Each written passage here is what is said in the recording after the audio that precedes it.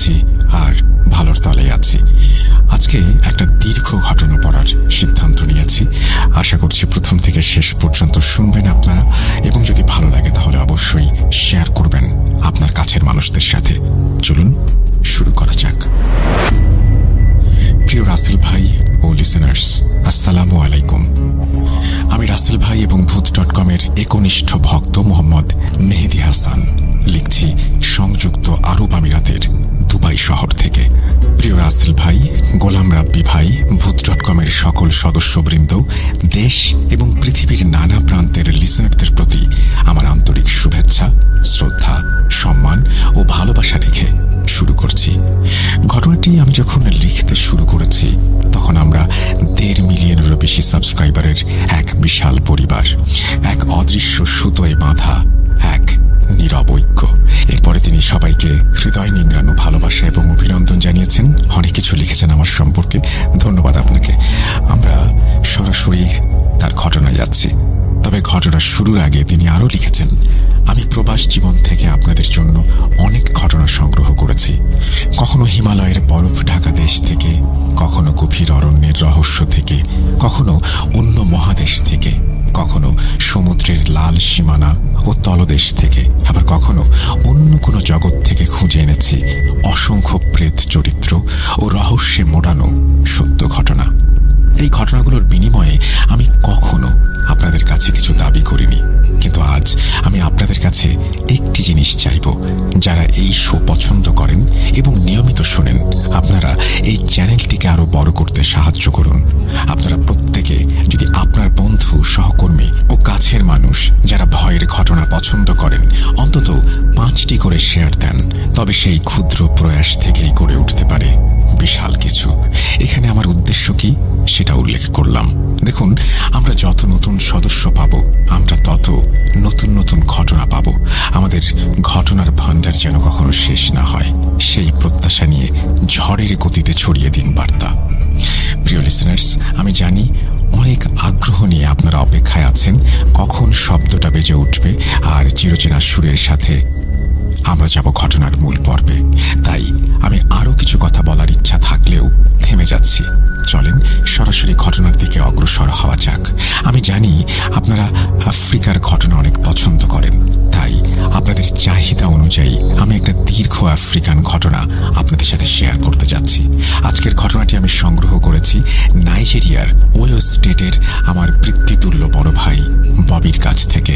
আমি ঘটনা সংগ্রহ করে সেটা ভূত.com-এ লিখে পাঠাই। আমার এই শখটা ববি ভাই সম্মানের সাথে সমর্থন করেন।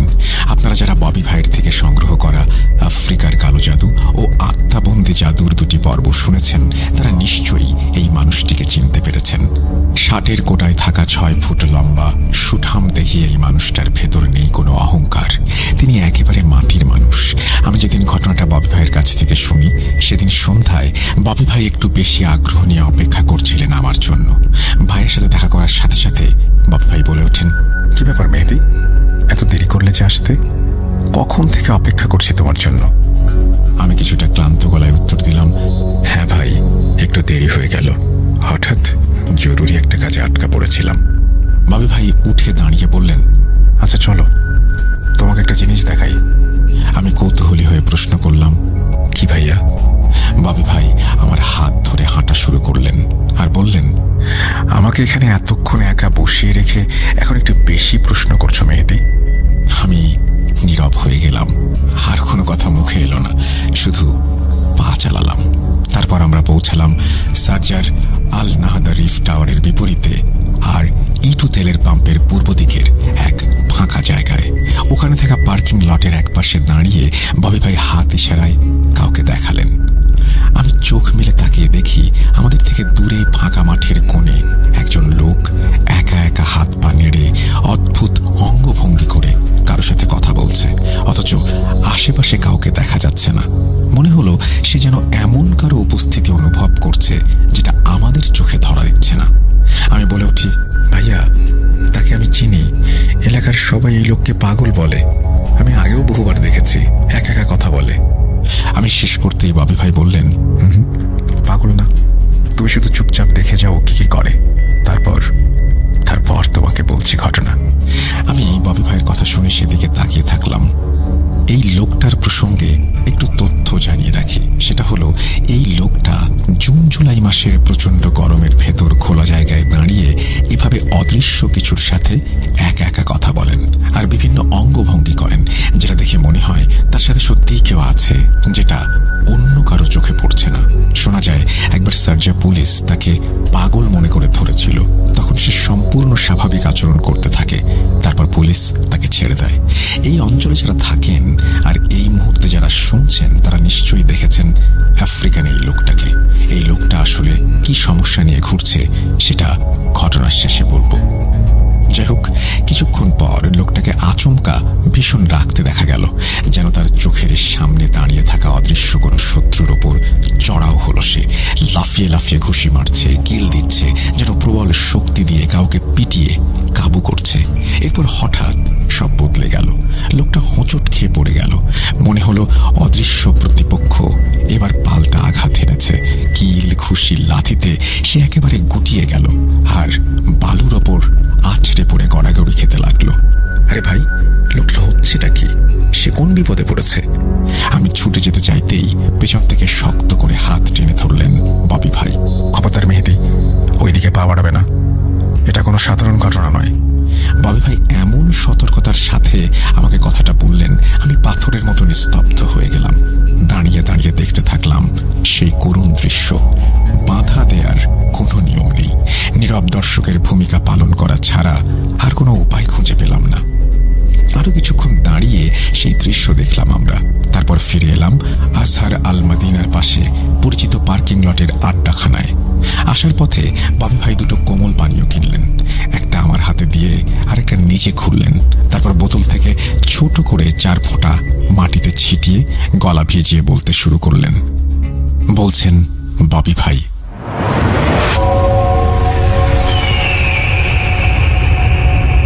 I have never seen the devil, but I have seen some so-called humans who are far more despicable than the devil.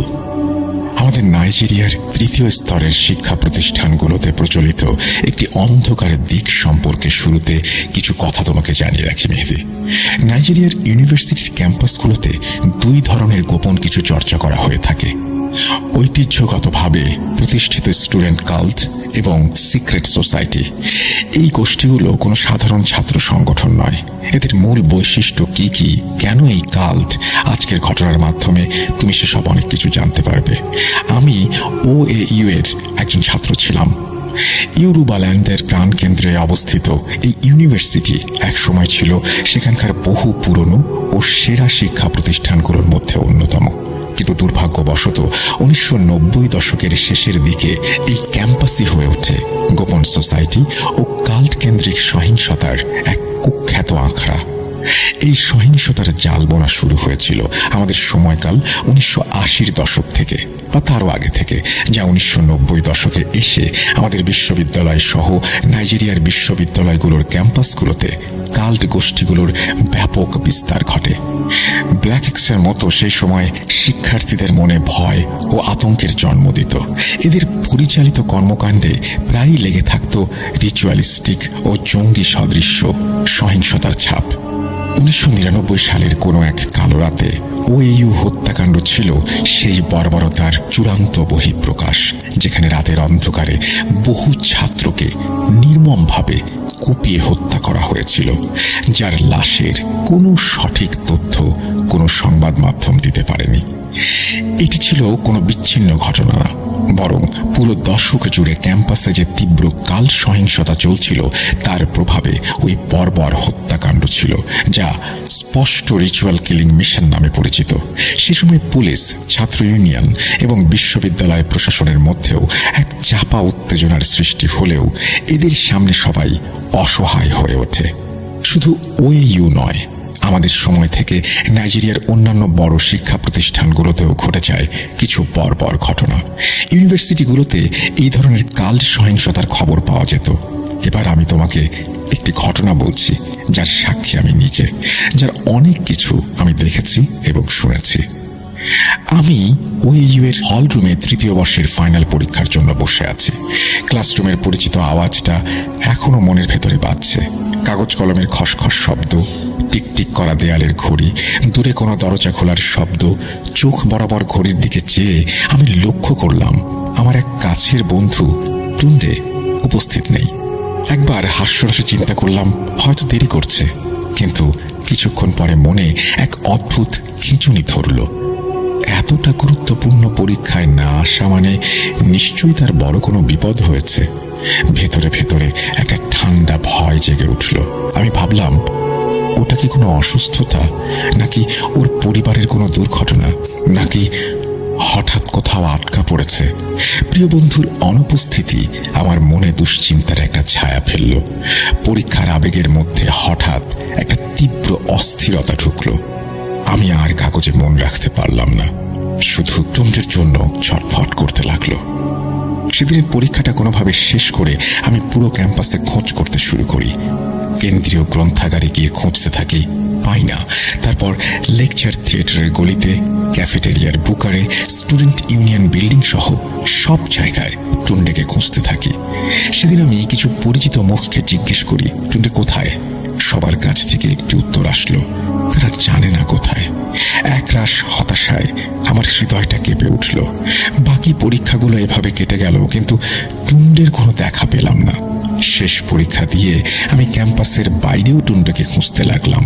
সেই সময় মোবাইল ফোনের সাথে পরিচিত না হওয়ার কারণে তাকে খুঁজে পাওয়ার আশাটা আমার জন্য আরো কঠিন হয়ে ওঠে।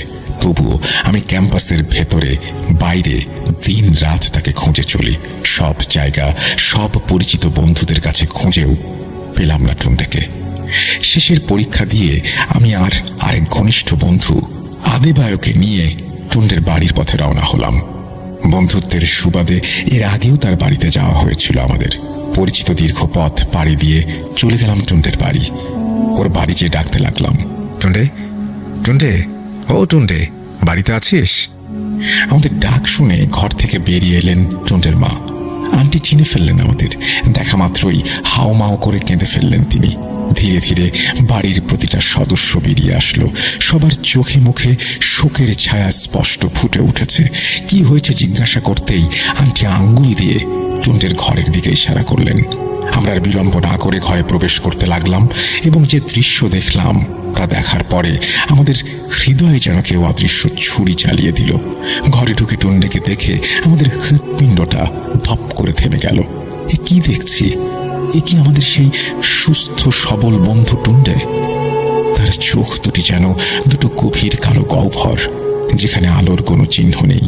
চামড়ার সঙ্গে হাড়গুলো এমনভাবে মিশে গেছে যে মনে হচ্ছে কোনো জীবন্ত কঙ্কাল বিছানায় শুয়ে আছে। তার শরীরটা একদম অসাড়। আমাদের উপস্থিতি বুঝতে পেরে শুধু মাথাটা কোনো মতে ঘুরিয়ে ইশারা করে কাছে যেতে বলল। তার চোখের দিকে তাকিয়ে মনে হচ্ছে যেন হাজার বছরের নীরব কান্না জমে আছে তার চোখে। আমরা আর চোখের পানি ধরে রাখতে পারলাম না, হাওমাও করে কেঁদে উঠলাম। টুন্ডের এই করুণ অবস্থা দেখে আমাদের বুকটা ফেটে যাচ্ছে। আমাদের প্রিয় বন্ধুটা এভাবে শেষ হয়ে যাচ্ছে, এটা বিশ্বাস করতে মন চাইছে না। আমরা টুন্ডেকে জড়িয়ে ধরলাম। আমাদের চোখে জল যেন টুন্ডের যন্ত্রণা ধুয়ে দিতে পারছিল না, বরং আমাদের অসহায়ত্ব আরো বাড়িয়ে দিচ্ছিল। টুন্ডের কাছে যেতেই তার চোখ দুটো যেন আরো বেশি অশান্ত হয়ে উঠল। তার গলা দিয়ে ভাঙা ভাঙা আওয়াজ বের হলো, তোরা এসেছিস? আমি ভেবেছিলাম তোদের সাথে আর দেখা হবে না।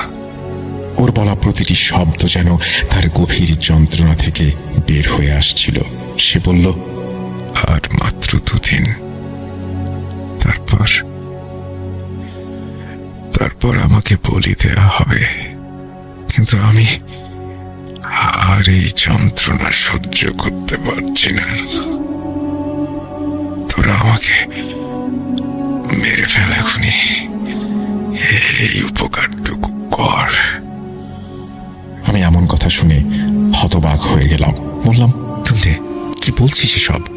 কিসের বলি? আর তোর এই অবস্থা কিভাবে হলো? আমার গলা থেকে প্রশ্নগুলো যেন জড়িয়ে যাচ্ছিল। টুন্ডে অসহায় ভাবে বলল, ওরা আমাকে দেখছে, আমি ক্যাম্পাস থেকে পালিয়ে আসার পর থেকে ওরা সব সময় আমার সাথে থাকে। কথাগুলো বলতে বলতে টুন্ডের চোখ দুটো আতঙ্কে বড় হয়ে উঠল। মনে হলো সে ভয়ঙ্কর কিছু দেখতে পাচ্ছে। আমার কি হয়েছে সেটা বললে যদি সে চলে আসে তাহলে আমার গলা টিপে ধরবে, কিন্তু পারবে না। এখন ওরা 3 জন আছে। ওই দেখ, ওরা আমার সাথে ফিসফিস করে কথা বলছে। তারপর টুন্ডে অসহায় চোখে এদিক ওদিক তাকিয়ে বলল, ওইদিকে দেখ, আমাকে জবাই করে ফেল। তারপর সে চোখ বুলিয়ে ঘরের চারপাশটা খুঁজতে খুঁজতে বলল, ওখানে একটা ছুরি আছে, দে, আমার গলায় চালিয়ে দে, আমি মুক্তি পাবো। এই বলে সে কাঁদতে শুরু করলো। আমাদের ধৈর্যের বাঁধ তখন ভেঙে যায়।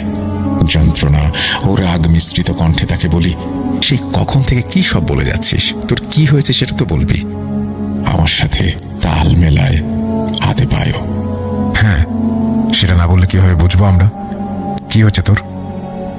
আমাদের কথা শুনে টুন্ডে কিছুক্ষণ নীরব থেকে বলতে শুরু করে, ওরা 4 জন আমাকে অসহ্য যন্ত্রণা দেয়। এখন যে 3 জন আছে, এই 3 জনের পাশাপাশি প্রতি রাতে কুচকুচে কালো বর্ণের বিকৃত মুখের এক শয়তান আসে আমার কাছে। হ্যাঁ, আমি পাপী।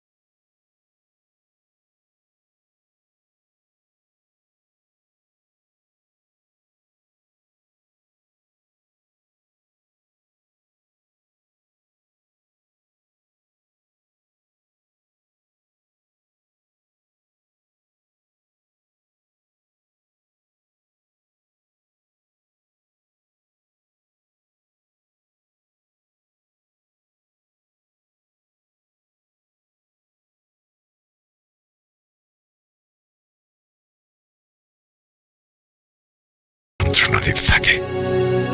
ওরা আমাকে পুরোপুরি মারে না, শুধু মৃত্যুর যন্ত্রণা দেয়। আমার কষ্ট দেখে ওরা হাসে। এভাবে ভোর পর্যন্ত আমার উপরে নারকীয় অত্যাচার চলে।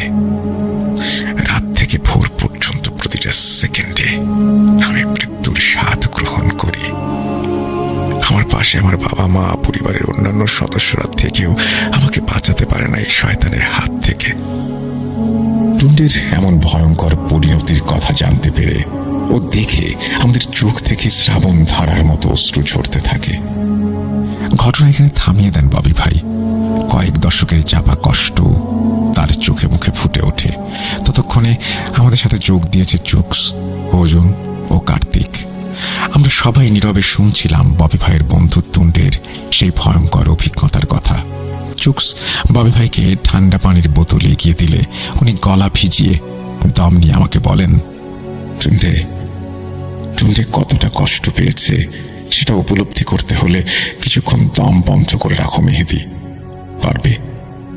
ওই পরিস্থিতিতে আমি কি উত্তর দেব ভেবে পেলাম না। মনে পড়ে গেল এক ভয়ঙ্কর অতীতের কথা। গলা থেকে কোনো শব্দ বের করতে পারলাম না। ভূতে বিশ্বাস না করা আমার বন্ধু কার্তিক, যে সবসময় অসংখ্য যুক্তি আমাদের সামনে তুলে ধরেন, বোঝাতে চান এগুলো সব মানুষের বানানো গল্প, সেদিন তিনিও চুপ করেছিলেন মূর্তির মতো। যাই হোক, ববি ভাই আবার বলতে শুরু করলেন। টুন্ডে বলছে, এটা আমার পাপের সাজা, তোরা আমাকে মেরে ফেল। প্রতিদিন বারবার মরে যাওয়ার চেয়ে সেই ভালো। আমাদের বন্ধু টুন্ডের সেই হৃদয় বিদারক আর্তনাদ আমাদের মনকে ক্ষতবিক্ষত করে দিল। আমরা আর কিছু বলতে পারছিলাম না, শুধু তার অসহায় চোখগুলোর দিকে তাকিয়েছিলাম। তখন আমাদের নিজেদেরকে অপরাধী মনে হচ্ছিল। আসলে টুন্ডে আমাদের সাথে কি হয়েছিল, ববি ভাইয়ের কাছ থেকে যা জেনেছি তা এখন টুন্ডের নিজের জবানিতে আপনাদের সামনে তুলে ধরছি। বলছেন, টুন্ডে, ইউনিভার্সিটিতে ভর্তি হওয়ার কিছুদিন পরের ঘটনা। নতুন পরিবেশে আমি তখনও নিঃসঙ্গ। একদিন লাইব্রেরির কোণে বসে একটা বই পড়ছিলাম। ঠিক তখনই তিনি এলেন। একটা লম্বা কালো শার্ট, কালো প্যান্ট পরা এক অদ্ভুত মানুষ। তিনি আমার দিকে হাত বাড়িয়ে বললেন, হাই, আমি জেমস।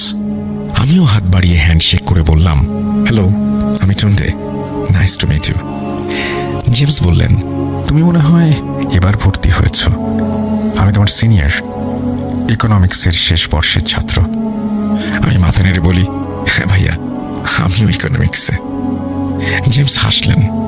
তার ফ্যাকাশে মুখের তুলনায় অসম্ভব রকমের লাল চোখ দুটো যেন আরো বেশি জল জল করে উঠল। উষ্ণ একটা হাসি দিয়ে বললেন, তাহলে তো বেশ ভালো হলো। আমরা একই সাবজেক্টে পড়ছি। কোনো নোটস বা অন্য কোনো কিছু দরকার হলে জানাতে পারো, আমি চেষ্টা করব সাহায্য করার। আমি কৃতজ্ঞতা জানালাম। প্রথম দেখাতেই তার চোখে এক ধরনের অস্বাভাবিকতা লক্ষ্য করেছিলাম। তারপর থেকে প্রায়ই তার সাথে আমার কথা হতো। একটা জিনিস লক্ষ্য করতাম, তাকে সবসময় কালো রঙের পোশাকে দেখতাম। তার চোখ দুটো যেন সবসময় অস্বাভাবিকভাবে লাল থাকত, আর মুখটা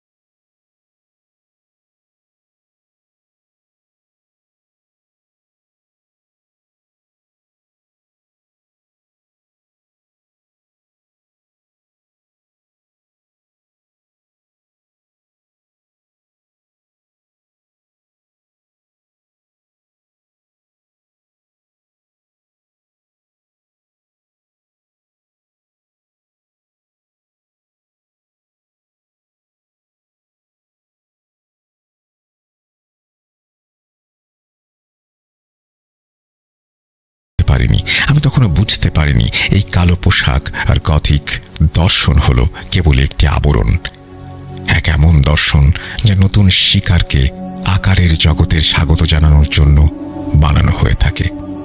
দিনে দিনে আমাদের সম্পর্ক বেশ গভীর হয়ে যায়। তিনি আমাকে বিভিন্ন পার্টি ও অনুষ্ঠানে নিয়ে যেতেন। সেখানে তিনি তার কিছু বন্ধুদের, সিনিয়র জুনিয়রদের আমার সাথে পরিচয় করিয়ে দিতেন। এদের মধ্যে আমাদের বিশ্ববিদ্যালয়ের স্টুডেন্ট ছাড়াও অন্যান্য বিশ্ববিদ্যালয়ের স্টুডেন্টরাও ছিল।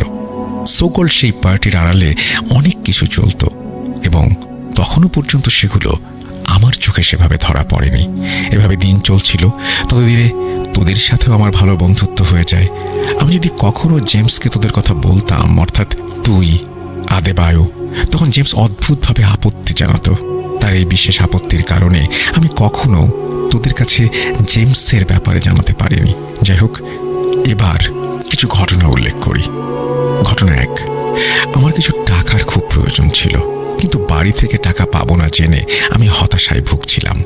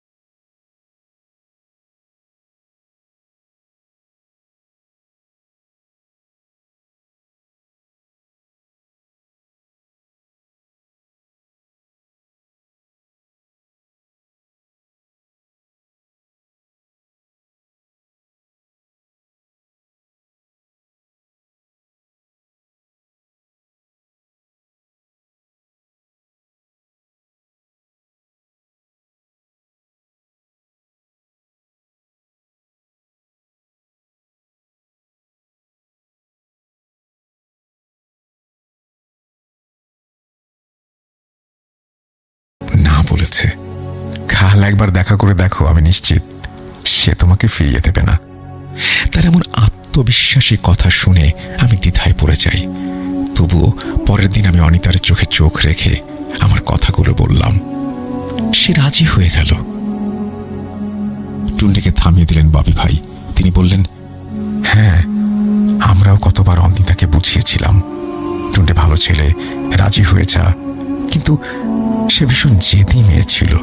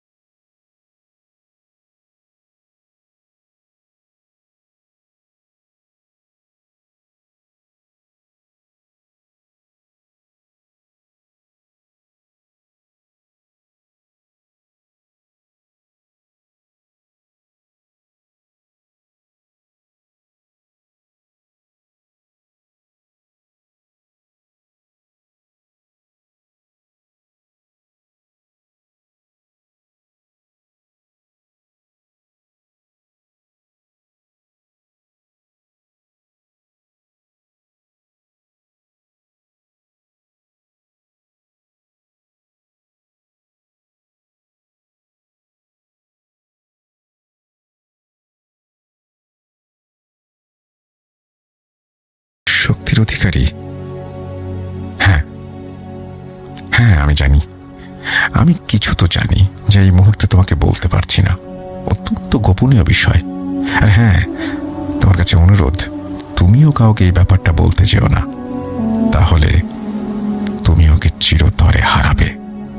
তার কথা শুনে আমার হৃৎপিণ্ড কেঁপে উঠল। না না, আমি তাকে হারাতে চাই না। আমি কথা দিচ্ছি, কাউকে কিছু বলবো না। লোভের বশে আমার ভেতর থেকে আরো একটা প্রশ্ন বেরিয়ে এলো, কেননা কি এমন শক্তি এটা যে রাতারাতি মানুষের মন পরিবর্তিত করে ফেলতে পারে? আপনি শুধু আমাকে একটা কথা বলেন, আপনি এটা কিভাবে শিখলেন? এই আধ্যাত্মিক ক্ষমতার উৎস কি? প্রথমে রাজি না হলেও জেমস একটা সময় আমার অনুরোধ মানতে রাজি হলো, কিন্তু আমি তখনও বুঝিনি এটা ছিল আমাকে ফাঁদে ফেলার তার নতুন কৌশল। জেমস বললেন, তাহলে শোনো টুন্ডে, আমার এই ক্ষমতার উৎস কি সেটা জানতে হলে তোমাকে কিছু কাজ করতে হবে। আমি যখন দেখব তুমি এই ক্ষমতাটা আসলে কি সেটা জানার জন্য উপযুক্ত হয়ে উঠেছ, আমি কথা দিচ্ছি শুধু উৎস নয়, এই ক্ষমতা কিভাবে আমি আয়ত্ত করলাম সেটা জানানোর পাশাপাশি আমি তোমাকে হাতে কলমে শিখিয়ে দেব। তুমিও এটা আয়ত্ত করতে পারবে। একটু ভেবে বললাম, আমি রাজি। সেখান থেকেই আমার সর্বনাশের শুরু। আমার মনের ভেতর তখন একটা জিনিসই ঘুরপাক খেতে থাকে, যে শক্তি এক রাতের ভেতরে মানুষের মনের ওপরে দখল নিতে পারে, সেই শক্তি যে কোনো মূল্যে আমাকে অর্জন করতে হবে। 7-5 না ভেবে আমি জেমসকে বললাম, ভাই আপনি শুধু বলেন আমাকে কি করতে হবে। তোমাকে প্রথমে সাহসিকতার প্রমাণ দিতে হবে। প্রমাণ করতে হবে যে তুমি এই শক্তি অর্জন করার যোগ্যতা রাখো। আজ মধ্যরাতে শহরের বাইরে ঘন জঙ্গলের পাশে একটা পুরনো পরিত্যক্ত বাড়ি আছে। ওই বাড়িতে কোনো আলো নেই, কোনো মানুষ নেই। তুমি সেখানে একা যাবে। এক রাতের জন্য তোমাকে সেখানেই থাকতে হবে। ভোর হওয়ার আগে তুমি কোনোভাবেই সেই বাড়ি থেকে বেরিয়ে আসতে পারবে না। তুমি যদি একটি রাত সেখানে কাটিয়ে কাল সকালে বেরিয়ে আসতে পারো, তাহলে বুঝবো তুমি এই শক্তি অর্জন ও এই পথে চলার যোগ্য। তবে মনে রেখো টুন্ডে, কোনো ধরনের চালাকি করতে গেলে তুমি ধরা পড়ে যাবে। তখন 1000বার বললেও আমি তোমার জন্য কিচ্ছু করতে পারবো না। তবে তুমি নিশ্চিত থেকো, এতে তোমার প্রাণ যাবে না। এটা তোমার সাহস কতটুকু আছে সেই পরীক্ষা। আর হ্যাঁ, আমি কিন্তু তোমার উপরে নজর রাখবো। কিভাবে রাখবো সেটা তুমি পরে জানতে পারবে। একটানা কথা বলে জেমস থামলেন। নির্জন এক বাড়িতে একা রাত কাটাতে হবে শুনে আমার শরীর ভয়ে কাঁটা দিয়ে উঠল। এক মুহূর্তের ভেতরে সামলে নিলাম নিজেকে। দৃঢ় সংকল্প নিয়ে বললাম, আমি রাজি। আর এভাবেই নিজেকে আমি নিজের অজান্তেই ঠেলে দিলাম এক অন্ধকার জগতে। সেদিন সন্ধ্যার আগে আমি জেমসের কাছ থেকে ঠিকানা নিয়ে চলে গেলাম সেই পরিত্যক্ত বাড়িতে। একরাশ ভয় আর অবাধ্য জেদ নিয়ে এগিয়ে গেলাম বাড়ির ভেতরে। ততক্ষণে সূর্য ডুবে চারপাশটা অন্ধকারে ডুবে যেতে শুরু করেছে। আমি ধীরে ধীরে পা বাড়াই। ঘরের ভেতর ঢুকতেই আমার নাক পর্যন্ত এক বিচিত্র গন্ধ উঠে এলো। ধুলো, পচন আর স্যাঁতস্যাঁতে গন্ধে আমার মনে হলো এ শুধু পুরনো বাড়ির গন্ধ নয়, এ যেন পচন ধরা কোনো রহস্যের ঘ্রাণ। মৃদু চাঁদের আলোর সাথে আমি দেখতে পাই ভাঙা কাঠের জানালার পাল্লাগুলো ঘরের মেঝেতে তির্যকভাবে পড়ে আছে। আর আমার প্রতিটা পদক্ষেপের শব্দগুলো এক এক করে ছড়িয়ে পড়তে থাকে এই নির্জন ভৌতিক বাড়িটাতে। আমি সাথে করে একটি ছোট টর্চ লাইট এনেছিলাম। সেটার সাহায্যে আমি এই পরিত্যক্ত বাড়ির ভেতরে ও বাইরে ভালো করে দেখতে থাকি। ভয় যেন আমাকে গিলে খেতে শুরু করেছে। আমি নিজের ভয়কে চাপা দিয়ে শক্তভাবে নিজেকে মনে করালাম, অনিতাকে আমার চাই। যে কোনো মূল্যে আমি তাকে হারাতে দেব না। এই শক্তি আমাকে অর্জন করতেই হবে। এই চিন্তা আমাকে অনড় রাখলো। হঠাৎ এক ঘর থেকে একটা শিশুর কান্না আমি শুনতে পেলাম। শব্দটা মনে হচ্ছিল যেন অনেক দূর থেকে ভেসে আসছে। আমি কান খাড়া করে শুনলাম। কান্না মুহূর্তের মধ্যে থেমে গেল। আমি বুঝতে পারছিলাম এটা নিছক কোনো ভৌতিক ঘটনা নয়, এর পেছনে জেমসের কোনো কৌশল বা পরীক্ষা আছে। তাই আমি নিজেকে সংযত করে সেই শব্দের উৎসর দিকে এগিয়ে গেলাম। কান্নার উৎস ধরে সেদিকে পা রাখতেই কান্নার শব্দটা আবারও শুরু হলো। আমি থেমে যাই। আমার হৃদয়ের কম্পন বৃদ্ধি পায়। প্রতিটা কম্পন যেন এক একটি কামানের আঘাত। আমি শব্দটার কাছে, একদম কাছে চলে আসি। এবার তা আমার ঠিক কানের পাশেই কেউ করছে। আমি দ্রুত ঘুরে দাঁড়ালাম, কিন্তু চারিদিকে কিছুই দেখতে পেলাম না। অনুভব করলাম হিমশীতল বাতাস আমাকে ছুঁয়ে গেল। ধীরে ধীরে সেই কান্নার শব্দ বিকৃত হয়ে একটি বিকট হাসিতে পরিণত হলো, যা প্রতিটি ভাঙা দেয়াল আর ভাঙা চাল থেকে আমার দিকে ছুটে আসছে। আমি নিজের মনকে আরো শক্ত করে নিলাম। চোখ বন্ধ করে মূর্তির মতো দাঁড়িয়ে থাকলাম। এরপর শুরু হলো আসল ভয়। হঠাৎ মনে হলো এই ঘরে আমি একা নই। ঘরের ভেতরকার ছায়াগুলো যেন জীবন্ত হয়ে উঠল। ভাঙা চোরা দেয়ালের ওপর দিয়ে ছায়াগুলো কিলবিল করে নড়তে শুরু করলো। আর আমার কানের কাছে ফিসফিস করে তারা নানা কথা বলতে শুরু করলো।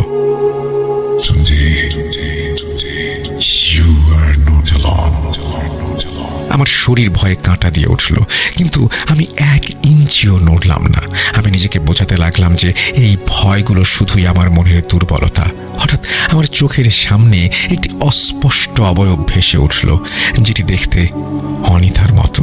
সেই আকৃতিটি আমাকে কাঁদতে কাঁদতে বলল, আমাকে ভুলে যাও, এখান থেকে পালাও।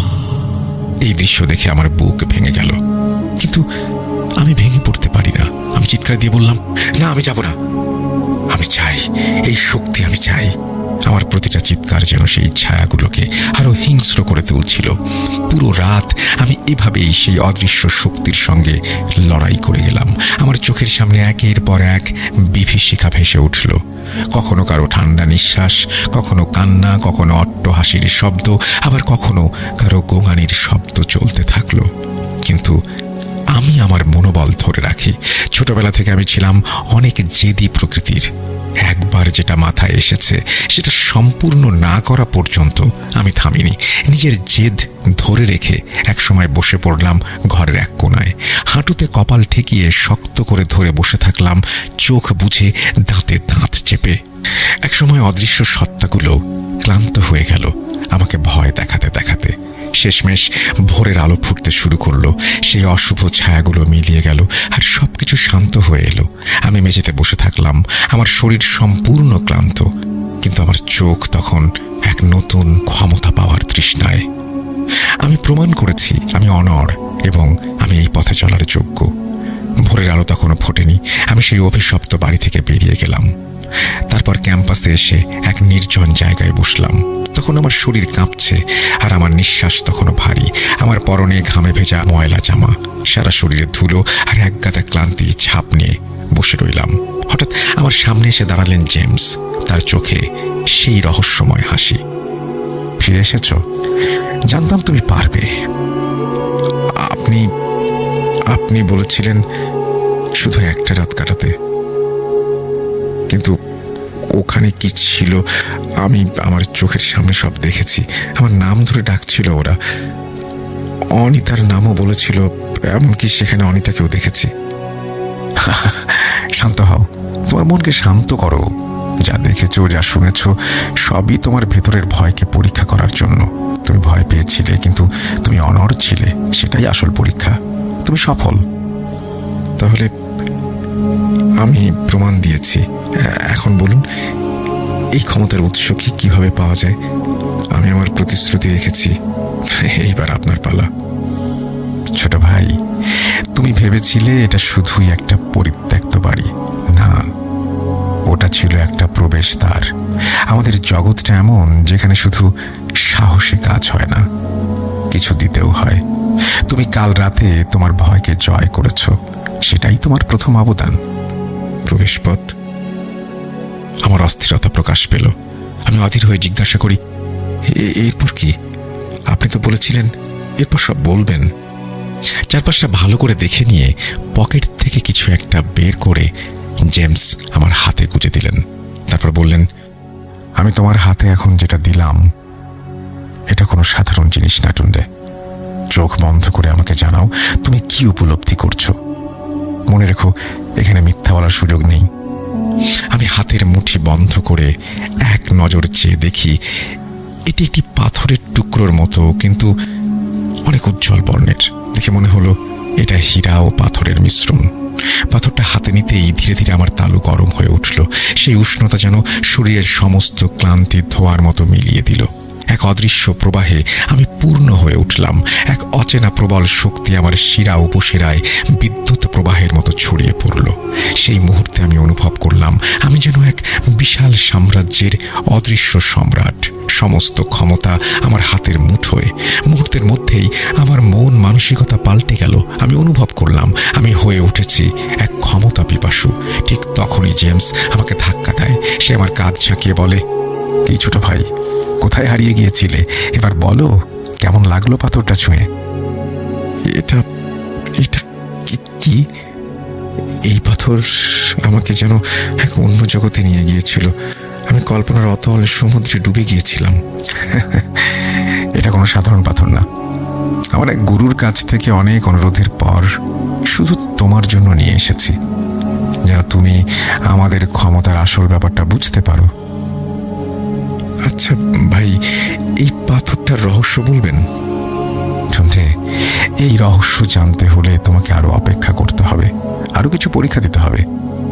তার কথায় আমি ভীষণ হতাশ হয়ে পড়লাম। একরাশ অস্থিরতা নিয়ে বললাম, ভাই আরো পরীক্ষা?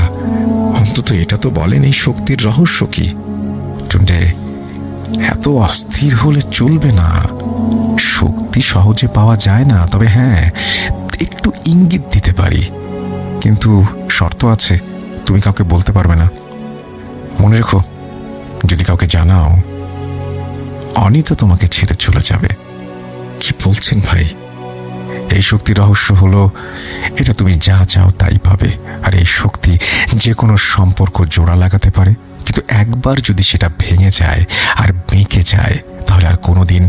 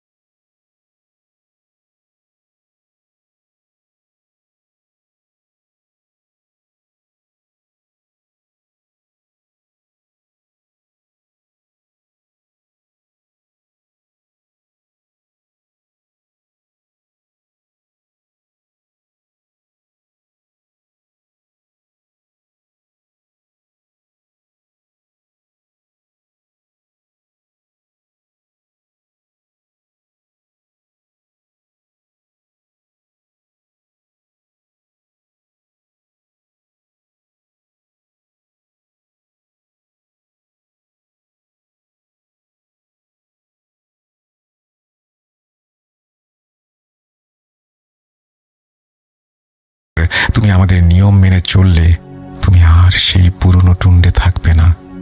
তারপর আরো নানাভাবে জেমস আমাকে ক্ষমতার প্রলোভন দেখাতে থাকে। মনের সন্দেহ আর চেপে রাখতে না পেরে একসময় আমি সরাসরি জেমসকে জিজ্ঞেস করলাম, সব তো বুঝলাম ভাই, আপনি বলছেন আপনাদের সঙ্গে যোগ দিতে, তার মানে আপনি একা নন। তাহলে এটা কি কোনো কাল্ট? টুন্ডে চুপসে গেলেন কিছুটা জেমস। তুমি বুদ্ধিমান ছেলে, তুমি আমাদের দলের সদস্য হওয়ার যোগ্য। হ্যাঁ, আমি স্টুডেন্ট কাল্টের কথাই বলছি। জেমসের কথা শুনে আমার পায়ের নিচের মাটি সরে গেল। মনে মনে বললাম, তাহলে এতদিন যার সঙ্গে মিশেছি সে একজন কাল্ট সদস্য।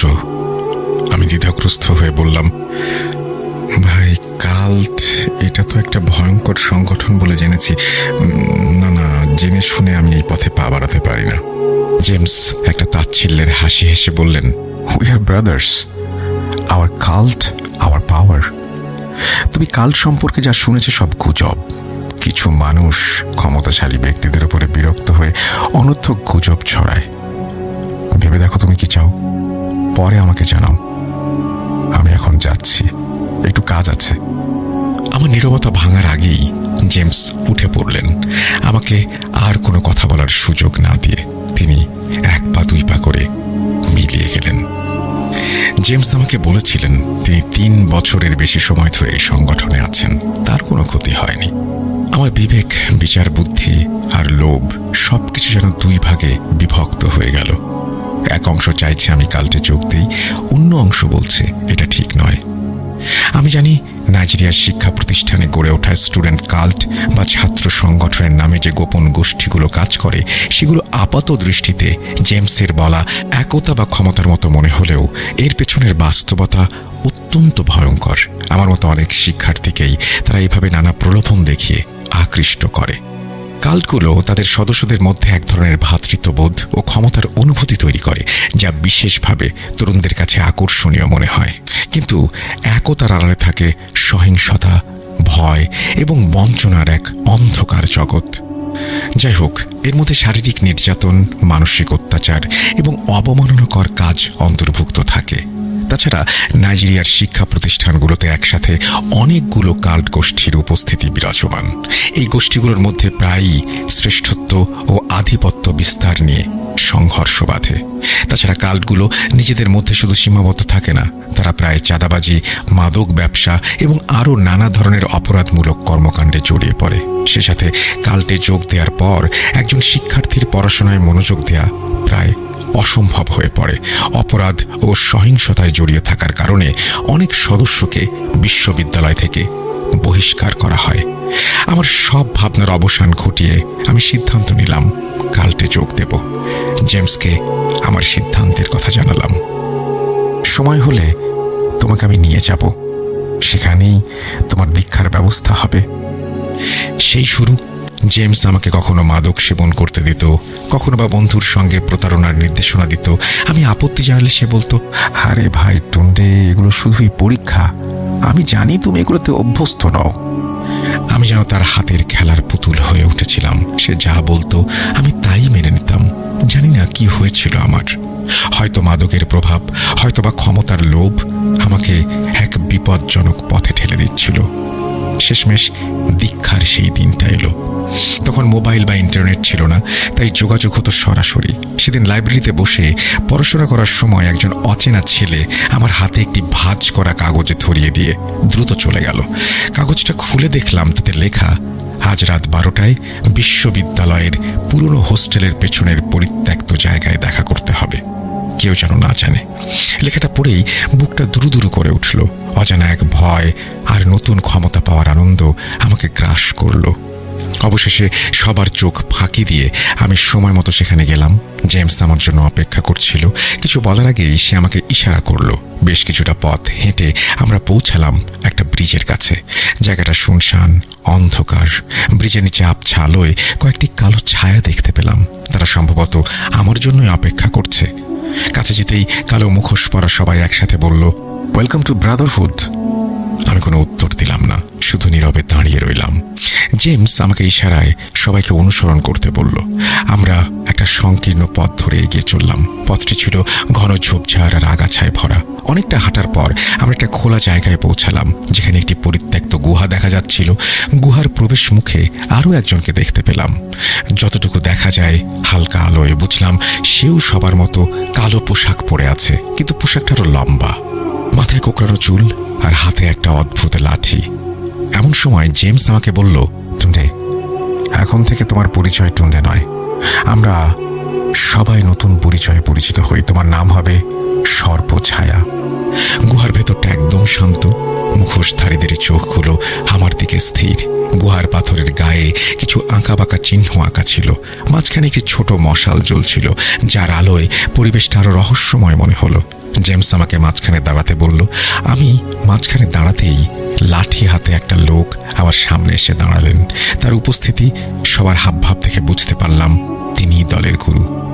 শোনো টুন্ডে, আজ পর্যন্ত যারা এই গুহায় এসেছে তারা স্বেচ্ছায় এসেছে, আর এখানে আসার অর্থ হলো এখন থেকে তুমি আমাদের সদস্য। তুমি স্বাভাবিক জীবনে ফিরে যেতে পারবে না, সেই সুযোগ নেই। তোমার জন্য বিশেষ সতর্কবাণী, এখন তোমাকে কিছু পরীক্ষা নেওয়া হবে। একটি বিশেষ রীতিনীতি সম্পন্ন হলে তোমাকে আমাদের সদস্য পদের মর্যাদা দেয়া হবে। মনে রেখো টুন্ডে, তুমি আমাদের ইচ্ছায় ঘুড়ি মাত্র, আর সেই ঘুড়ির নাটাই থাকবে আমাদের হাতে। তুমি কি তোমার সিনিয়রদের নির্দেশনা মানবে? হ্যাঁ, আমি কাল্টের সব নির্দেশনা মেনে চলব। এরপর শুরু হলো সেই ভয়ঙ্কর দীক্ষা পর্ব। তারা আমাকে একের পর এক চ্যালেঞ্জ দিতে লাগলো।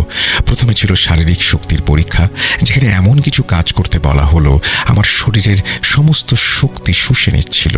সেই গুরু আমার কাছে একটা পাত্র নিয়ে এলেন, যা থেকে ধোঁয়া বেরোচ্ছিল। সেই ধোঁয়া আমার নাকের কাছে ধরতেই আমার ভীষণ অস্বস্তি লাগলো। আমি ছটফট করতে লাগলাম, শ্বাস নিতে পারছিলাম না। মনে হচ্ছিল এখনই আমার হার্ট অ্যাটাক হবে। দীর্ঘ সময় ধরে চলতে লাগলো সেই মরণ যন্ত্রণা। অবশেষে আমার যন্ত্রণা ধীরে ধীরে কমতে লাগলো। সাবাস টুন্ডে, তুমি মৃত্যুকে হার মানাতে পেরেছ। আমার পিলে চমকে গেল। তার মানে আমাকে মরণঘাতী কোনো নেশাদ্রব্য দেয়া হয়েছিল। এই কেমন নিষ্ঠুর পরীক্ষা! প্রশ্নগুলোর উত্তর আমি পরে পেয়েছি, কিন্তু ততক্ষণে আমার অনেক ক্ষতি হয়ে গেছে। এরপর ছিল মানসিক পরীক্ষা। তারা আমাকে এমন সব কথা বলতে লাগলো যা আমার পুরনো জীবনের প্রতি বিশ্বাসকে নাড়িয়ে দিচ্ছিল, যেন আমি একজন নতুন মানুষ হিসেবে জন্ম নিচ্ছিলাম। তোমার পুরনো জীবনের সব ভয়, দুর্বলতা আর পরিচয় ধুয়ে মুছে যাক। এই ছুরি দিয়ে তোমার হাতের তালু কেটে দেবতার মাথায় রক্ত দিয়ে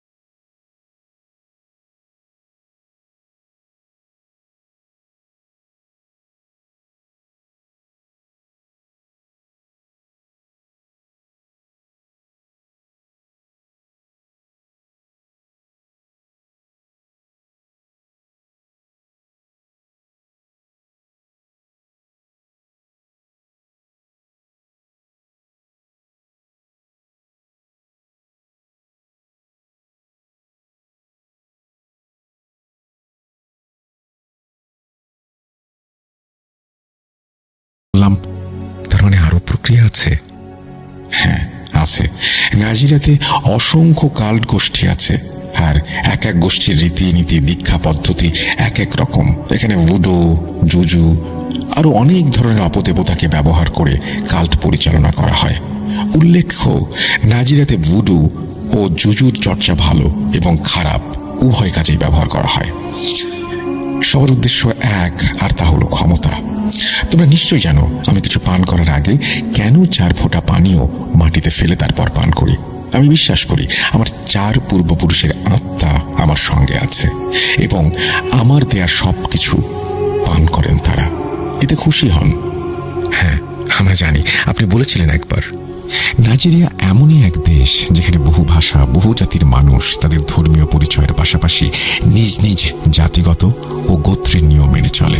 এখানে ধর্ম যাই হোক না কেন, কিছু নিয়ম আছে যা জাতিগত।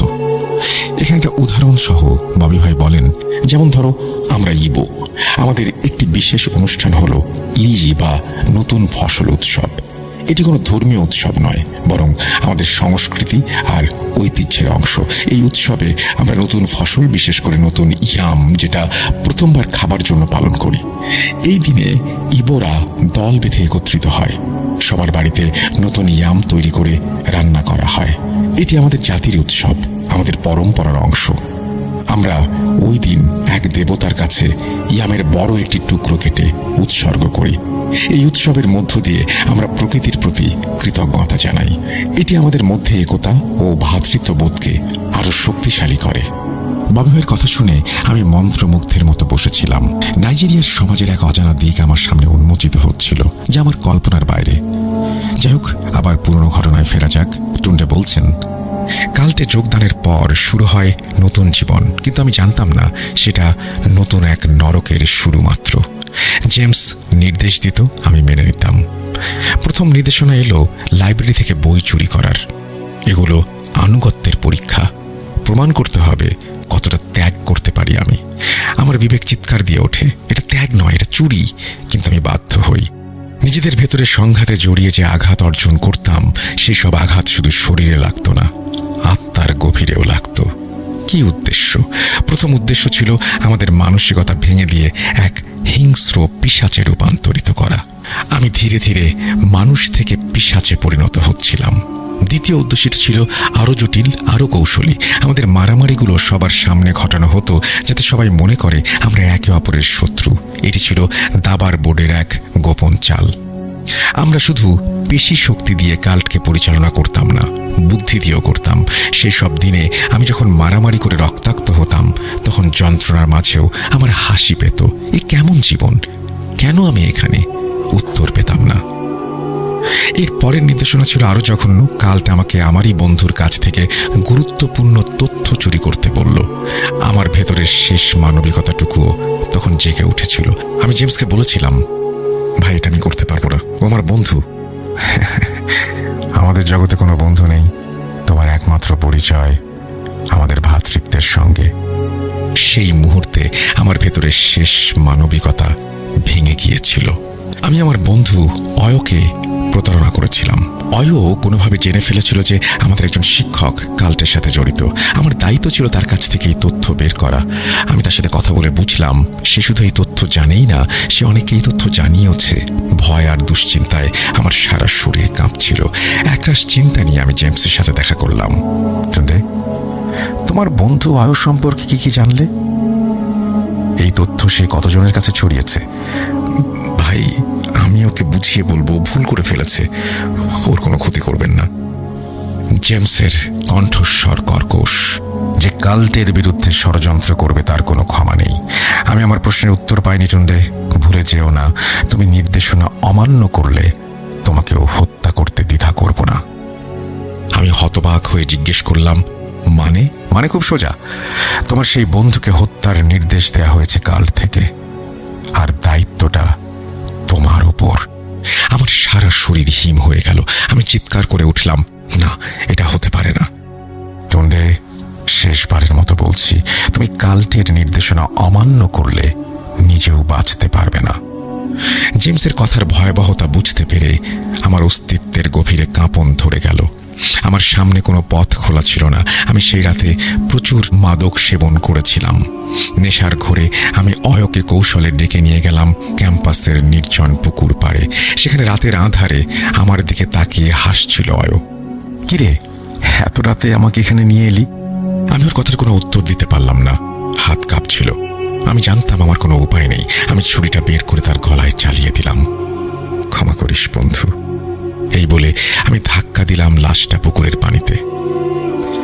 বাবু বললেন, টুন্ডে যখন বলছিল আমাদের বন্ধু অয়ুর হত্যাকারী অন্য কেউ নয়, সে নিজে, তখন আদেবায়ও আর নিজেকে ধরে রাখতে পারেনি। তার শরীরের প্রতিটি শিরা উপশিরায় যেন আগুন ধরে গিয়েছিল। এক তীব্র রাগ আর যন্ত্রণা নিয়ে সে টুন্ডের দুর্বল অসার শরীরের উপর ঝাঁপিয়ে পড়েছিল। তুই কেন এরকম সিদ্ধান্ত নিলি? থাম, ওকে মারিস না, ওর পাপের শাস্তিও পাচ্ছে। আমার কথায় আদেবায়ও ধীরে ধীরে শান্ত হলো। আমাদের রাগ আর ক্ষোভ যেন অসহায়ত্বের এক নীরব কান্নায় পরিণত হলো। সে টুন্ডেকে ছেড়ে দিয়ে একপাশে বসে পড়ল আর টুন্ডে নীরব চোখের পানি ফেলতে লাগলো। আমি টুন্ডের দিকে তাকালাম, তার চোখে তখন এক গভীর বিষাদ। নীরবতা ভেঙে আমি বলে উঠলাম, টুন্ডে, তোর এই অভিশপ্ত গল্পটা শেষ কর।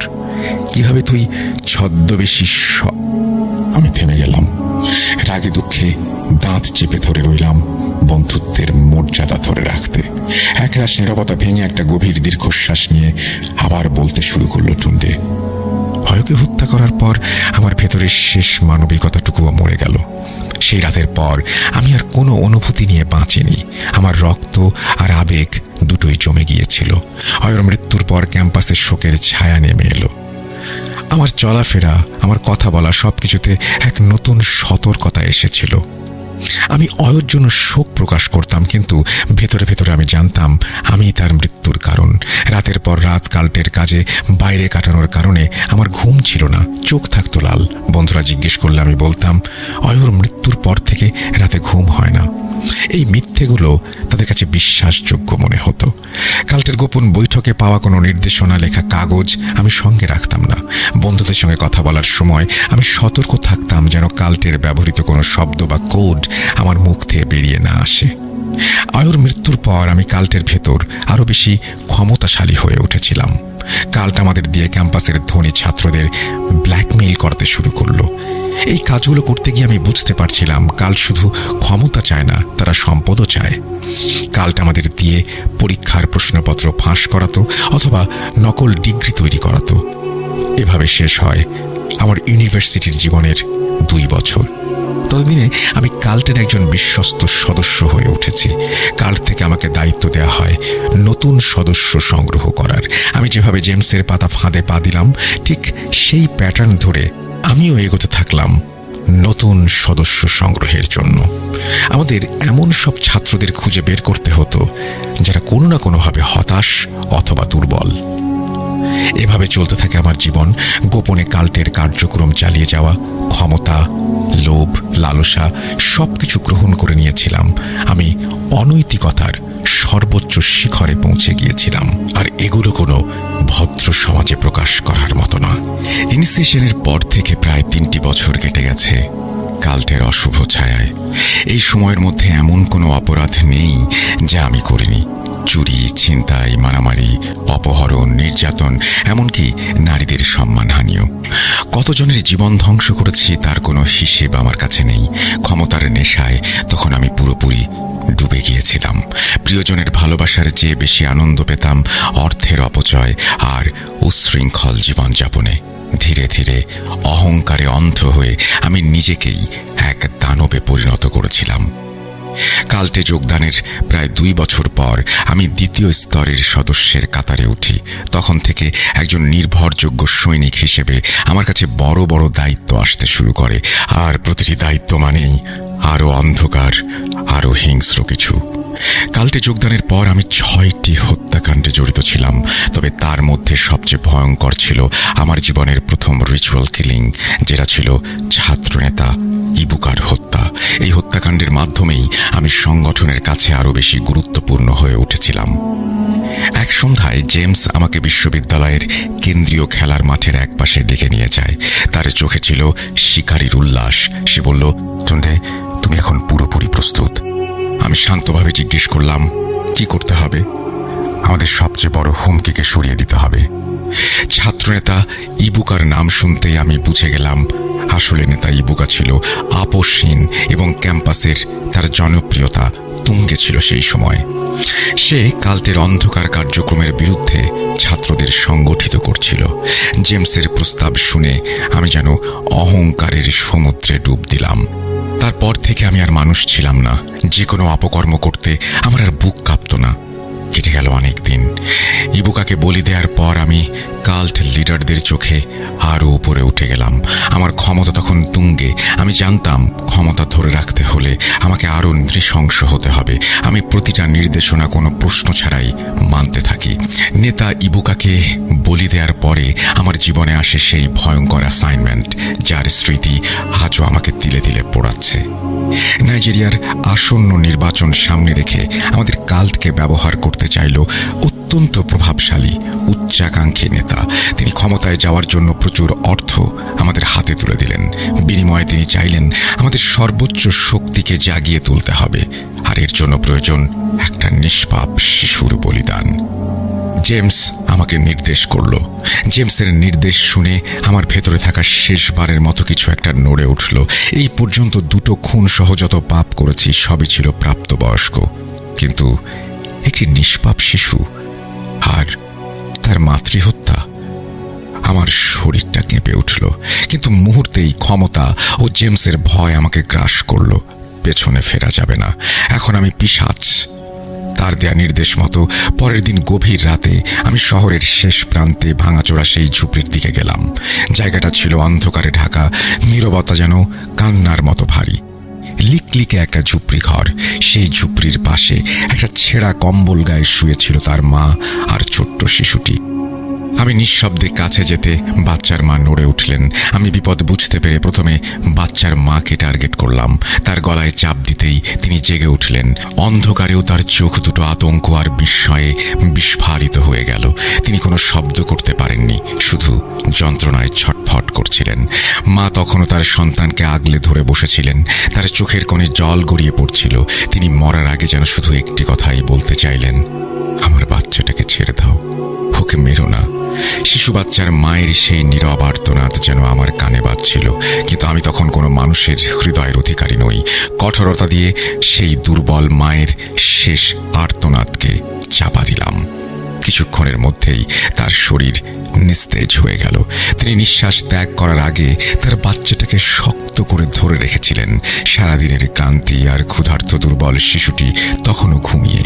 এত কিছু হয়ে যাচ্ছে, সে জাগেনি। আমি আর দেরি না করে মায়ের বুক থেকে শিশুটিকে ছিনিয়ে নিলাম। কোলে তুলে দৌড়াতে শুরু করলাম। ফোঁস করে শ্বাস নেয়ার শব্দে কি যেন একটা অস্বাভাবিকতা অনুভব করল সে বুঝতে পারল তার মায়ের সুরক্ষিত কোল এটি নয়। কে আপনি? আমার মা কোথায়? কথাগুলো শেষ করতেই সে কেঁদে উঠল। আমি তার মুখ চেপে ধরলাম। আমার কোলে থাকা আতঙ্কিত শিশুটি, যার কান্না শোনার মতো কেউ ছিল না, সেই শিশুটিকে নিয়ে আমি ব্রিজের নিচে গুহার দিকে পা বাড়ালাম। আমি তখন এক নির্মম শিকারী, যে শুধু ক্ষমতার জন্য এক মাকে হত্যা করে তার বুক থেকে তার সন্তানকে ছিনিয়ে এনেছি। বাচ্চাটা কেঁদে কেঁদে আমার জামা ভিজিয়ে দিতে লাগলো। তার সেই চোখের পানির কোনো মূল্য আমার কাছে ছিল না। গুহার কাছে পৌঁছাতেই জেমস আর গুরু আমার জন্য অপেক্ষা করছিলেন। মশাল তখনও জ্বলছিল, কিন্তু ভেতরে পরিবেশ ছিল আরো শীতল, আরো ভারী, যেন বাতাসও এই ভয়ঙ্কর পাপের ভার নিতে অক্ষম। জেমস শিশুটিকে আমার কাছ থেকে নিতে চাইল, কিন্তু সে কিছুতেই আমাকে ছাড়ছিল না। সে আমার দিকে তাকিয়ে করুণভাবে ফিসফিস করে বলল, তুমি তো আমার মায়ের কাছে আমাকে নিয়ে যাবে বলেছিলে। তার সেই নিষ্পাপ অনুরোধ আমার হৃদয়ের সবচেয়ে কঠিন অংশকেও যেন ক্ষণিকের জন্য বিদ্ধ করল। কিন্তু জেমস আমাকে চোখের ইশারায় কঠোর হওয়ার নির্দেশ দিল। আমি শক্ত হাতে তাকে জেমসের কাছে তুলে দিলাম। গুরু তখন স্যানগোর মূর্তির সামনে দাঁড়িয়ে চূড়ান্ত মন্ত্র পাঠ করতে শুরু করেছেন। মন্ত্রের শব্দগুলো গুহার ভেতরে অন্ধকার দেয়ালে ধাক্কা খেয়ে প্রতিধ্বনিত হচ্ছিল, যা সেইখানকার পরিবেশকে আরো অশুভ করে তুলছিল। বাচ্চাটা ভয়ে একদম বরফের মতো জমে যায়। সেই ভয়কে কাজে লাগিয়ে তাকে একটা মাটির উপরে শুইয়ে দেয়া হলো। তার মায়াবী চোখ দুটো এত জলে ভেজা, কিন্তু ততক্ষণে তার কান্না থেমে গেছে। সে বুঝে গেছে এখানে কান্না শোনার মতো কেউ নেই। সে শুধু ফ্যাল ফ্যাল করে চারপাশে দেখছিল। সেই শিশু বাচ্চাটিকে বলি দেওয়ার সেই ভয়ঙ্কর রাতটা ছিল আমার জীবনে এক চূড়ান্ত মাইল ফলক। একজন সাধারণ মানুষ এমন নৃশংসতা দেখলে পাগল হয়ে যেত। তার জীবনে নেমে আসতো অনুতাপের তীব্র স্রোত, কিন্তু আমার ক্ষেত্রে হলো তার সম্পূর্ণ বিপরীত। বলি সম্পন্ন হওয়ার পর আমার হৃদয়ের শেষ অনুভূতিটুকুও মরে গিয়েছিল। আমার ভেতরে কোনো অনুতাপ ছিল না, কোনো ভয় ছিল না, কোনো কান্না ছিল না।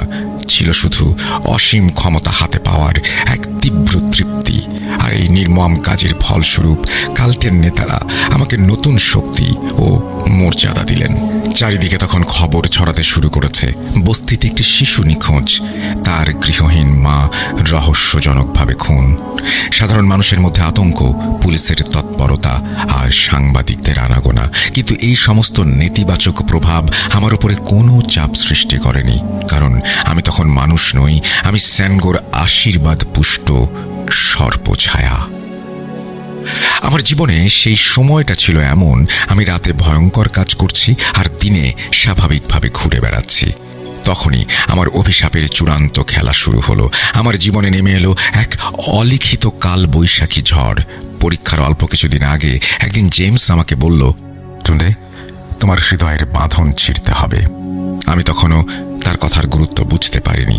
আমি শুধু বলেছিলাম, আর নয়, আমি তো সব দিয়েছি। অনিতা তোমার দুর্বলতা, তাকে সরাতে হবে। না না, অনিতাকে ছেড়ে দিন। কাল্টের নিয়ম পরিবর্তিত হয় না। তোমার অজান্তেই অনিতাকে নিরাপদ স্থানে সরিয়ে নেওয়া হয়েছে। এখন তুমি একটি আদেশ মানবে শুধু। আজ রাতেই অনিতাকে বলি দেয়া হবে। অনিতাকে তুলে নেওয়া হয়েছে শুনে মুহূর্তের মধ্যে আমার চোখে অন্ধকার নেমে এলো। এই দুনিয়ার অন্য কারো প্রতি আমার কোনো মায়া ছিল না, কিন্তু অনিতাকে আমি পাগলের মতো ভালোবাসতাম।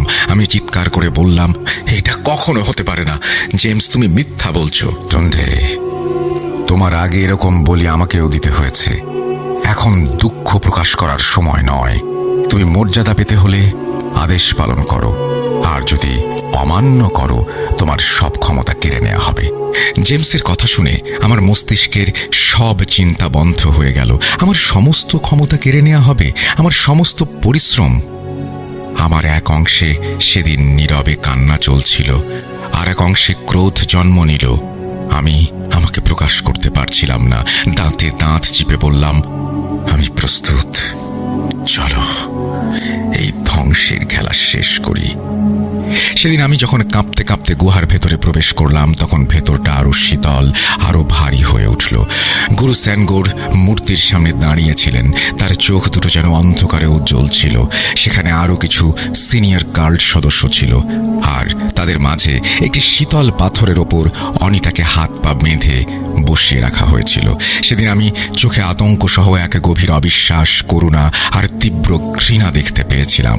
সে বুঝতে পেরেছিল ততক্ষণে আমি তাকে পাওয়ার জন্য জাদু ব্যবহার করেছি। তার দিকে যখন এগিয়ে গেলাম, তখন আমার চোখ থেকে নিঃশব্দে জল গড়িয়ে পড়ছিল।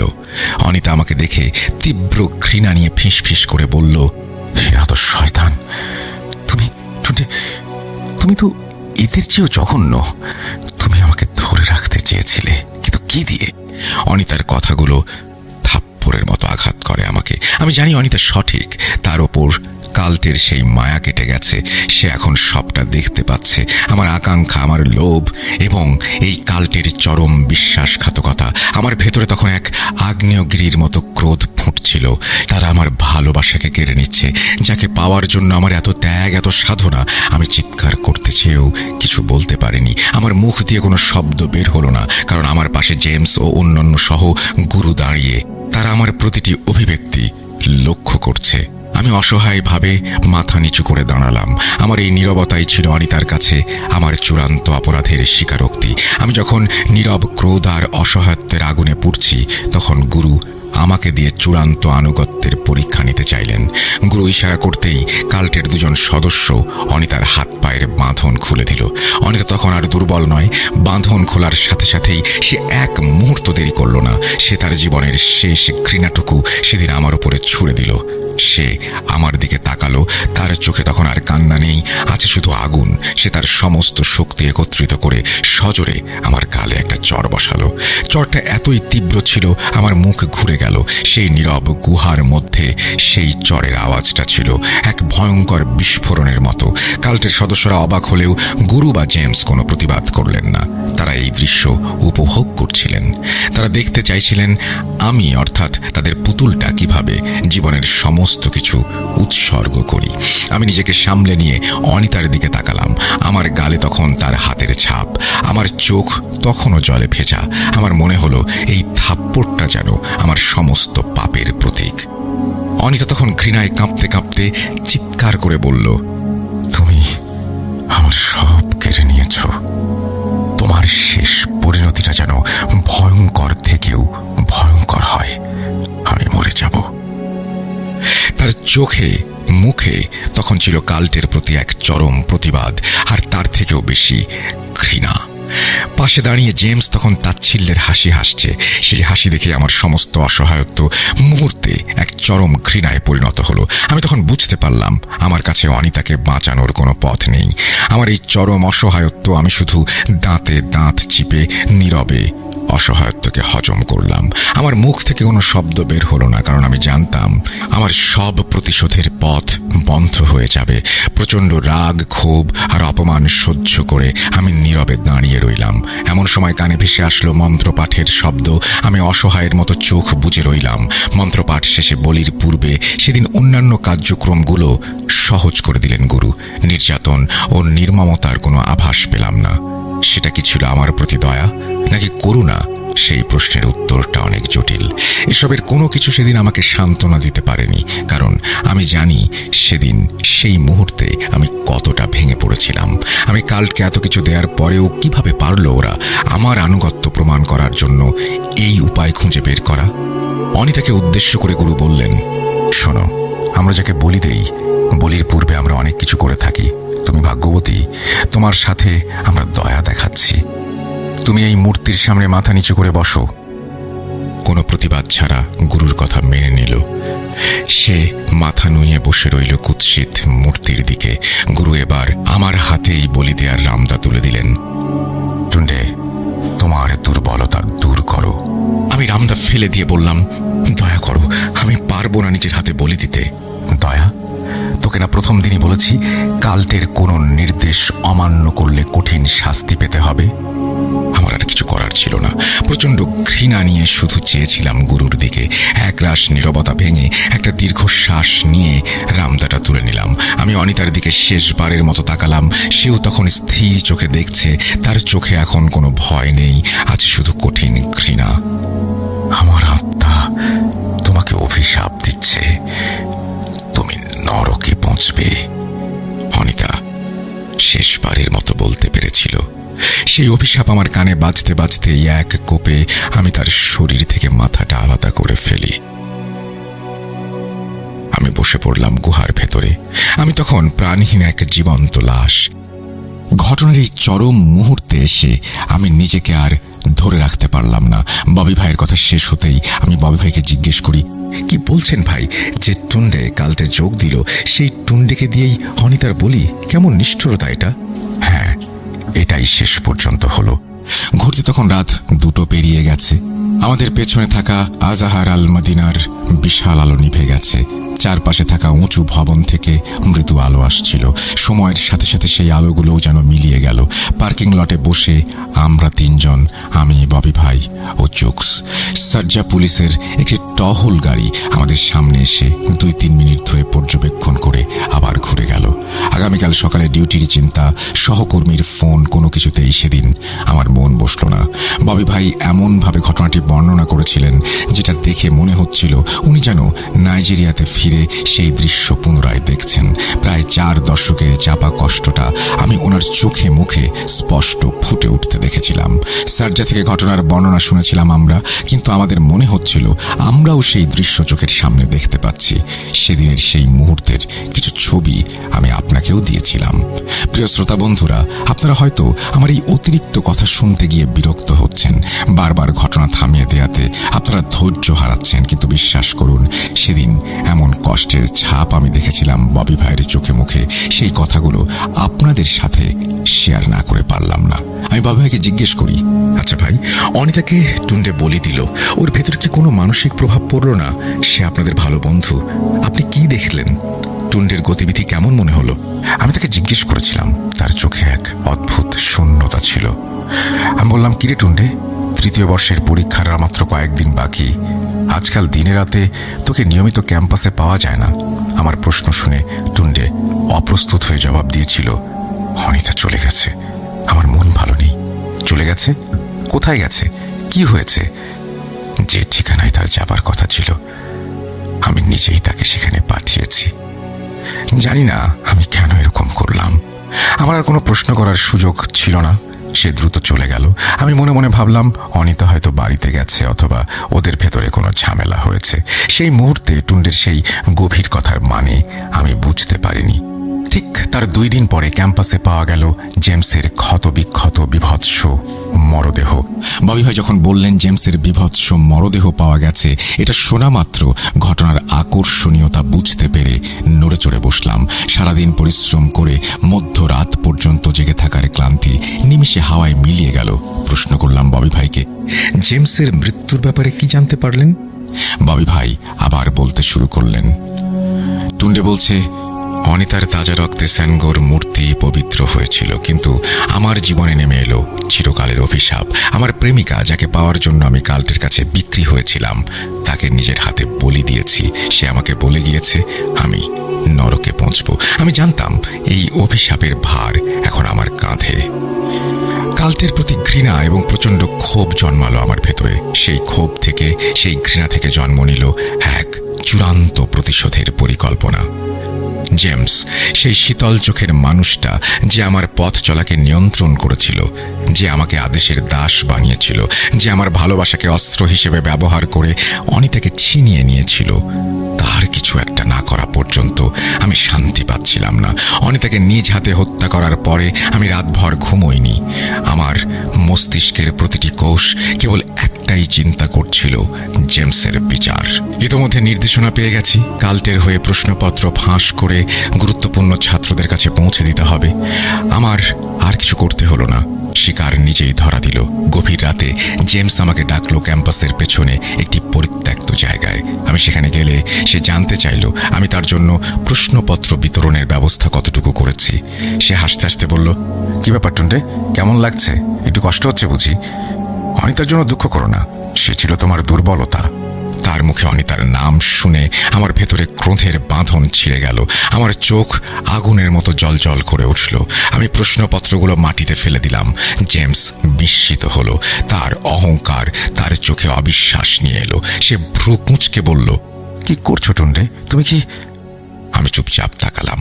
আমার মুখে কোনো শব্দ ছিল না, কিন্তু আমার সেই দম বন্ধ করা নীরবতা তার হৃদয় কাঁপিয়ে দিয়েছিল। আমার চোখ দেখেই সে বুঝতে পারল আমি এখন আর তার দাস নই। জেমস যখন কিছুটা সতর্ক হয়ে পিছিয়ে যেতে চাইল, তখনই বিদ্যুৎ গতিতে বন্দুক বের করে তার উপরে ঝাঁপিয়ে পড়লাম। আমার প্রতিটি পদক্ষেপ ছিল অনিতার দেয়া থাপ্পড়ের প্রতিশোধ। প্রতিটি আঘাত এবং জেমসের তাজা রক্ত যেন আমার সমস্ত পাপ, সমস্ত যন্ত্রণা ধুয়ে দিতে লাগলো। সে নিথর হয়ে গেছে, কিন্তু আমি থামিনি। এটা তোর জন্য জেমস। আমি তাকে নৃশংসভাবে কোপ দিতে লাগলাম। সেদিন আমি তার শরীরের কোনো অংশে আঘাত করতে বাদ রাখিনি।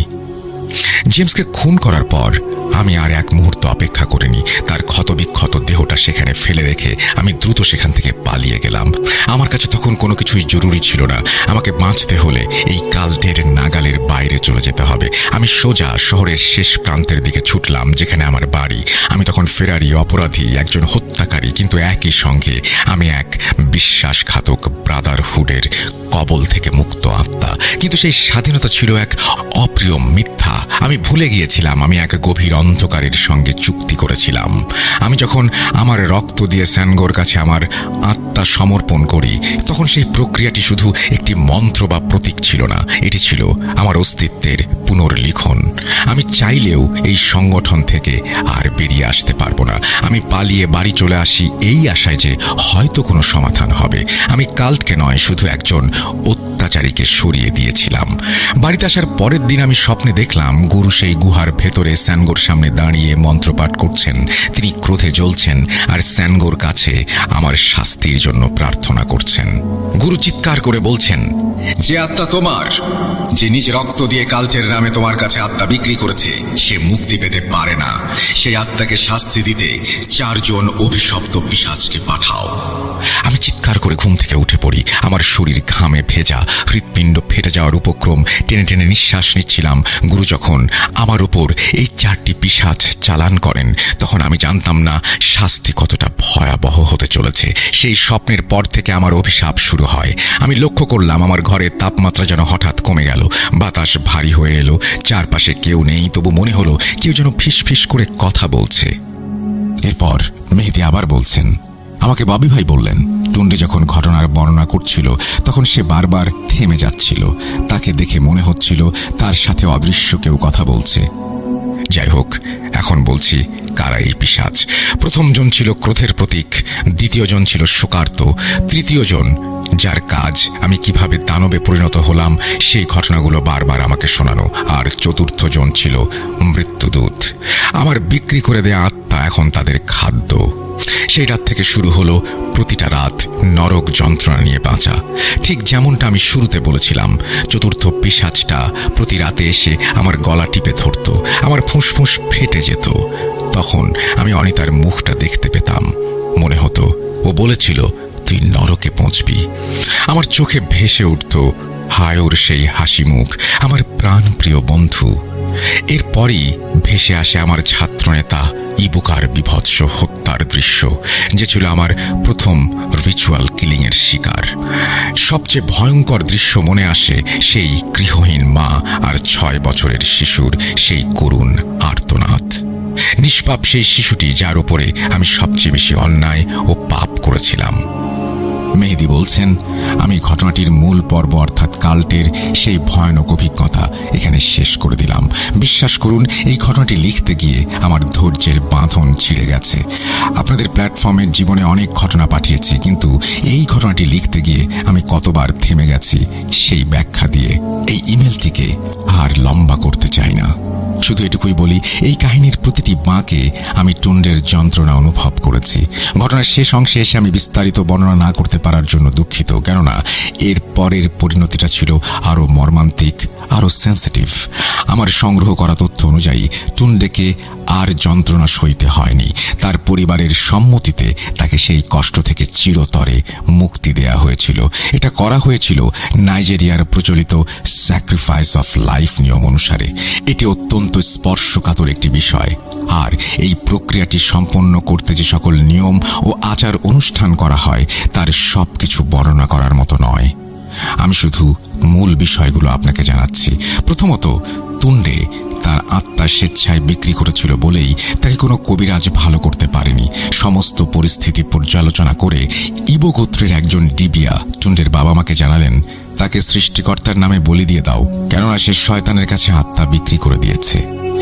এই বলি সৃষ্টিকর্তা গ্রহণ করুক বা না করুক, অন্তত তোমাদের ছেলে তার এই যন্ত্রণা থেকে মুক্তি পাবে। এবার বলছি এই ডিবিয়াকে। নাইজেরিয়ার ইবো সংস্কৃতিতে ডিবিয়া হচ্ছেন একজন অত্যন্ত সম্মানিত আধ্যাত্মিক বিশেষজ্ঞ, যিনি শুধু একজন কবিরাজ বা চিকিৎসক নন, তিনি সেই সাথে ভবিষ্যৎবাণী করে থাকেন। ডিবিয়া সাধারণত কালো জাদু বা অশুভ শক্তির মোকাবেলা করে থাকেন। ডিবিয়া টুন্ডের এই চরম মুক্তির জন্য এই পরামর্শ দিয়েছিলেন। তাছাড়া টুন্ডের শেষ ইচ্ছা এটা, এবং আর কোনো উপায় না থাকার কারণে টুন্ডেকে সেই নির্দিষ্ট রাতে বলি দেয়া হয়েছিল। হতে পারে সেটা কোনো চন্দ্রগ্রহণের সময় অথবা অমাবস্যার রাতে। এই ব্যাপারটি আমার সঠিক জানা নেই। আমি যেটুকু জানতে পেরেছি সেটা হলো, সাধারণত ইবো বা নাইজেরিয়ার প্রথা অনুযায়ী এই সব ক্ষেত্রে জীবন উৎসর্গ করা হয় না। সমাধানের জন্য পশু বলি বা দ্রব্যাদি দিয়ে দেবতার কাছে নিবেদন করা হয়, কিন্তু টুন্ডের ক্ষেত্রে সেটা করা সম্ভব হয়নি, কেননা তার আত্মা কোনো অশুভ সত্তার যেমন কাল্ট বা স্যানগোর কাছে বিক্রি করা হয়েছিল। এই বলি উৎসর্গ ছিল আত্মার মুক্তি, চুক্তি ভঙ্গ, শান্তিপূর্ণ সমাপ্তি। সেই বলিদানে ববি ভাই ও তার বন্ধু আদেবায়ও উপস্থিত ছিলেন। টুন্ডের শেষ ইচ্ছা ছিল মৃত্যুর আগে তাদেরকে দেখে বিদায় নেয়া। ওনারা টুন্ডের বাড়িতে 2 দিন থেকে টুন্ডের রাতের সেই নরক যন্ত্রণা দেখার পাশাপাশি তার শেষ পরিণতি দেখে অশ্রুসিক্ত নয়নে ফিরে এসেছিলেন ক্যাম্পাসে। এবার বলছি সার্জার, সেই রহস্যময় লোকটার কথা। ঘটনার শুরুটা যাকে দিয়ে করেছিলাম, অর্থাৎ সার্জার সেই লোকটা যিনি দিনে রাতে একা একা নির্জন জায়গায় দাঁড়িয়ে বিভিন্ন অঙ্গভঙ্গি করেন। টুন্ডের ঘটনাটি শোনার পর তার বিষয়ে আর নতুন করে কোনো কিছু বলার প্রয়োজন আছে বলে মনে করি না। ববি ভাই তাকে একদিন সরাসরি জিজ্ঞেস করেছিলেন সে কোনো সংগঠন থেকে পালিয়ে এসেছে কিনা। তখন নাকি সেই লোকটাও প্রচণ্ড আতঙ্কিত হয়ে কোনো কথার উত্তর না দিয়ে ববি ভাইকে এড়িয়ে চলে যায়। ধারণা করা হয় সেও কোনো গোপন সংগঠনের সাথে জড়িত ছিল এবং সেও টুন্ডের মতোই কোনো অভিশাপ বহন করছে। টুন্ডের এই ঘটনাটি ববি ভাইয়ের কাছ থেকে সংগ্রহ করা ছিল আমার জন্য অত্যন্ত দুরূহ ব্যাপার। সেটা কেন, এটা নিশ্চয়ই আপনারা এতক্ষণে বুঝতে পেরেছেন। লিসেনার্স, আপনারা আজকে ঘটনাটি একটি সতর্কতামূলক বার্তা হিসেবে নিন। বিশেষ করে যারা দেশ ও দেশের বাইরে বিভিন্ন ইউনিভার্সিটিতে পড়াশোনা করছেন, আপনারা কাল্টের ভয়াবহতা সম্পর্কে জানেন। জানতে পারলে একজন সাধারণ ছাত্র কিভাবে ক্ষমতার লোভে নিজেকে দানবে পরিণত করে, তার পরিণতি কতটা ভয়াবহ হতে পারে সেই সম্পর্কে ধারণা নিন।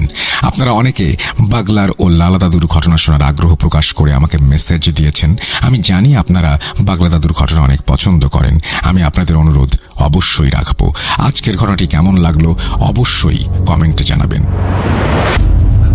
এই বলেই মেহেদি তার ঘটনা শেষ করেছেন। থ্যাংক ইউ ভেরি মাচ মেহেদি আপনার এই দীর্ঘ ঘটনার জন্য। আশা করছি যারা শুনলেন তাদের কাছেও ঘটনাটি ভালো লেগেছে। আমরা আজকের মতো বিদায় নেব এবং আশা করব যে আপনারা এতক্ষণ পর্যন্ত যারা শুনেছেন তারা উপভোগ করেছেন। যদি ভালো লাগে তবে অবশ্যই আমাদের চ্যানেলটি সাবস্ক্রাইব করুন এবং এই ঘটনাটি শেয়ার করুন আপনার বন্ধুর সাথে। আর অবশ্যই যাবার আগে বেল আইকনটি ক্লিক করতে ভুলবেন না। বিদায় নিচ্ছি, কথা হবে আবারও। আল্লাহ হাফেজ।